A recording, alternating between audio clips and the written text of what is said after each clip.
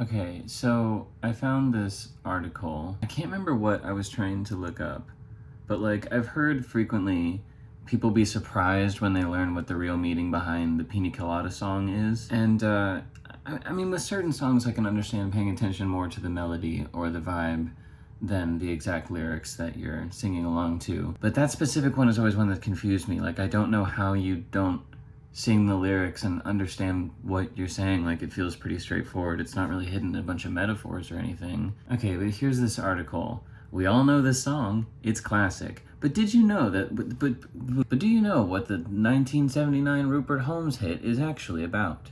Based on the chorus, if you like Pina Coladas and Getting Caught in the Rain, it sounds like any other love song from the 1970s. Hot Stuff by Donna Summer, My Sharona by The Knack, etc. If you like this and I like this, then babe, let's bone in the sand. Easy, carefree summer love, right? Right? No. Just a horrible start. It reads like a middle school book report. Let's start at the start. Let's start at the start. Why wouldn't you just say let's start at the beginning? The song begins with, I was tired of my lady. Yeah, that's the opening lyric. How do you not? We'd been together too long, like a worn out recording of a favorite song. Okay, whoa. Did not see this sad boy energy coming. I thought we were here to celebrate a shared love of sugary summer cocktail made of rum, cream, of coconut, and pineapple juice. Fine, so sad boy is sad. I can jive with that. I'm sad too. What's next? It's bad, but it takes a real nosedive here. For all my Gen Z and Gen Alpha readers, a newspaper is like a printed out version of a few pages on the internet that you hand out to people and they read by flipping through it. Though I am curious as a monkey named George, which I think... Though I am curious as a monkey named George... That has to be like the worst sentence ever written. This person is a very bad writer. I don't mean to be a dick, but writing is not for you. What's your name? Alex Dobrenko. It's not your strong suit. If you like making love at midnight in the dunes on the Cape, then I'm the love that you've looked for. Write to me and escape. Okay, what in the fuck? Even at my most down baddest of bad, I don't think I would have responded to this ad. The chaotic nature of it. It's this type of writing that infuriates me so much where like you essentially just like thesaurus every single word and just kind of jimble jamble the sentence. And all of a sudden, like, it's clever writing, and it's just so clunky. There's zero info about the actual person posting. It feels like something Jigsaw from the Saw movies would write to lure people into his weird dungeons. Yeah, man, it totally sounds like something Jigsaw from the Saw movies would write. I woke up. All I could taste was blood. And metal.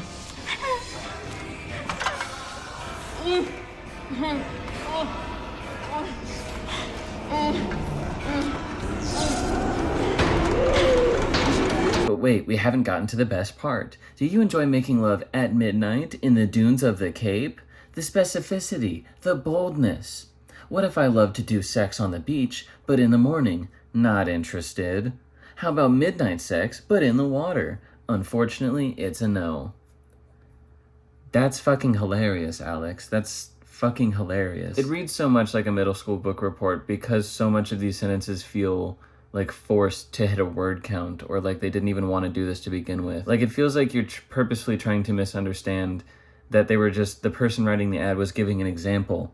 If fucking in the dunes on the Cape sounds like something that would interest you, then I'm probably the person for you because that's something that would interest me. They're just giving a random example. They're not saying like, that's how I like to do sex every time. Also, yeah, he says do sex. Also, midnight? That's simply too late. I'm sleepy by midnight and want to be in bed, not making sex in a sandy-ass sand dune.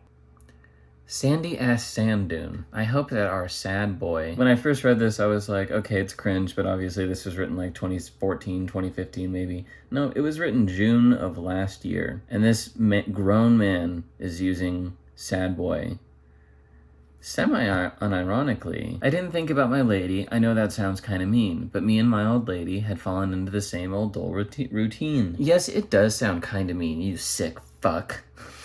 You seem like you're so much fucking fun to have a conversation with, McKee. We're not even into the second chorus, and this fun little jingle we sing at weddings and baseball games and retirement parties is about cheating. Infidelity!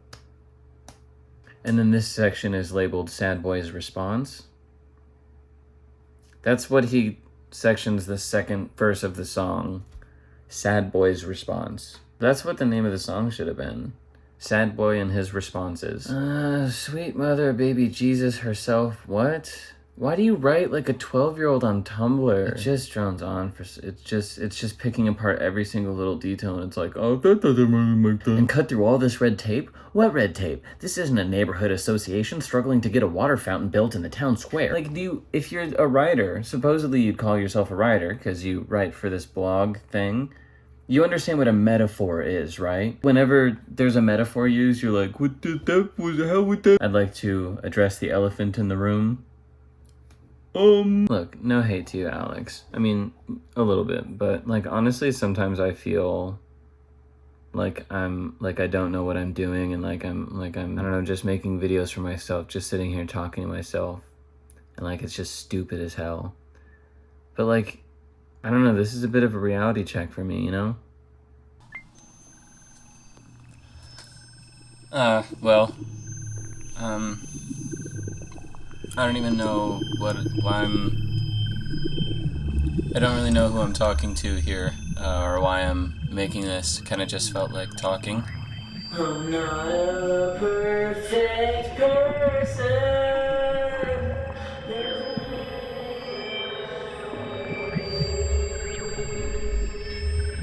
In a way that I feel like I haven't been able to in any way. I feel like, we go through phases when we're growing up of, when we start to be smart enough to realize what the world is and what we have to do to succeed in it. We start to struggle with our ability to be able to do that and who we are, how we're going to do that, what we're going to do exactly to succeed. And then some of us, I think most of us probably, get to a phase where we start to turn that frustration into a frustration for the outer world. The frustration starts to shift from, am I good enough and what am I going to do, to, is it worth it to try to do something? What is there to do? What the fuck is this shit? And then sometimes you reach a point where you're just constantly bouncing back and forth between whether or not you're the problem or everything else is the problem. But maybe nothing's the problem. Maybe it just doesn't work for you, Sometimes things are like that. Sometimes things are just nobody's fault, and it just doesn't work, and it sucks. I thought I was too depressed and too anxious to do anything, and then I thought, maybe I had some other deeper mental illness or some trauma that I hadn't resolved. And then I thought it was a problem with certain people in society, and then I thought it was a problem with the Democrats, and then I thought it was a problem with the Republicans, and then I thought it was a problem with money and with industrialism, and I don't know how far the problem stems. I don't know if it's a problem at all. Some people seem to like it, some people seem to like it just fine. Am I the idiot? Are they the idiot?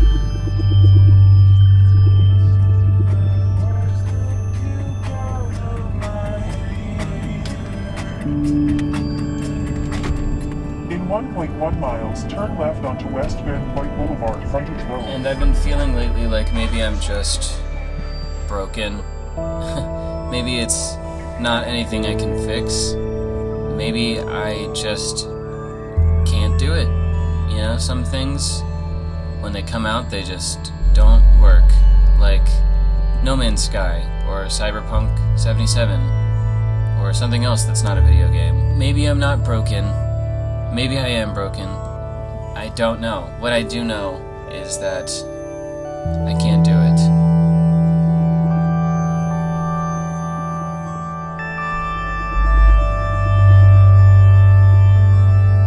And like I said, maybe it's nobody's fault. I don't really care whose fault it is at this point. I'm just tired.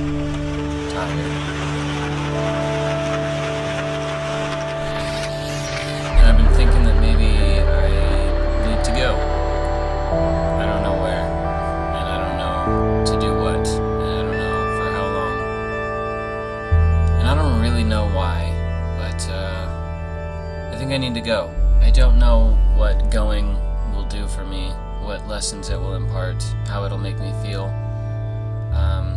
But sometimes, when you're going down the same path and nothing's working, you gotta think, maybe I should try a different path, you know?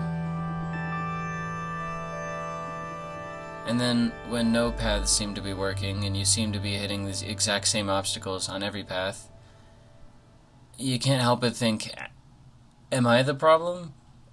Maybe I should walk no paths to try to figure that out. I don't know. And really, who cares? I don't care. You don't care. Nobody cares. This video is nothing. It's going nowhere.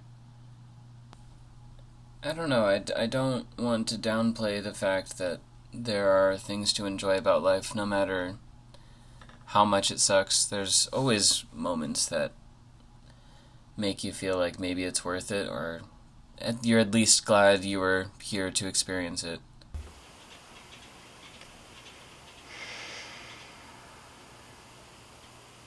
But you have to decide for yourself whether or not it's worth it to keep enduring this shit.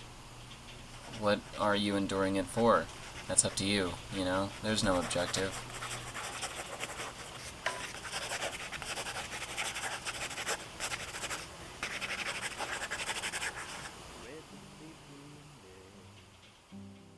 And I don't know what I'm enduring it for, honestly.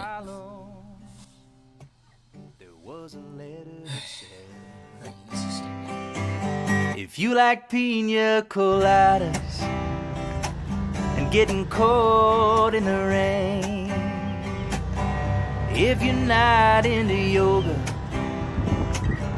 if you got half a brain, if you like making love at midnight near the dunes on a cave, find the one you're looking for. Write to me, let's escape